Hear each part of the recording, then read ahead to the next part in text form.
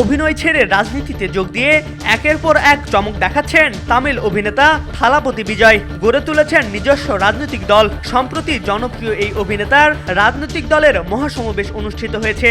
আর সেই সমাবেশ মঞ্চে দাঁড়িয়েই ভারতের প্রধানমন্ত্রী নরেন্দ্র মোদীর দল বিজেপিকে ফ্যাসিবাদী আখ্যা দিয়ে যেন তাদের বিরুদ্ধে যুদ্ধ ঘোষণা করেছেন। আসন্ন 2026 সালের তামিলনাড়ুর বিধানসভা নির্বাচনকে সামনে রেখে তিনি এই ঘোষণা দিলেন।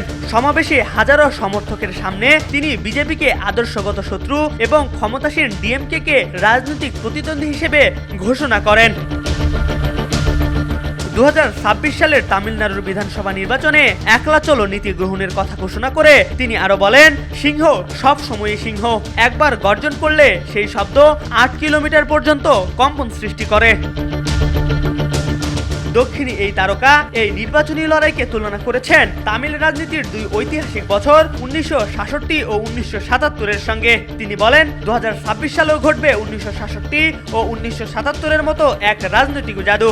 উঠে আসবে নতুন শক্তি।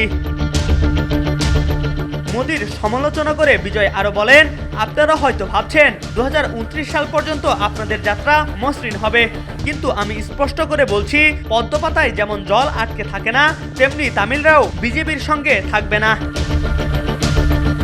2024 সালে প্রতিষ্ঠিত হওয়ার পর থেকেই বিজয়ের দল টিভিকে তামিলনাড়ুর রাজনীতিতে দ্রুত জনপ্রিয় হয়ে উঠছে।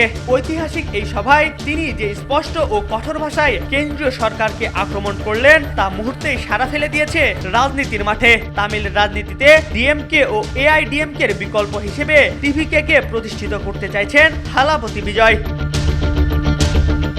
MR আকাশ, আজকাল।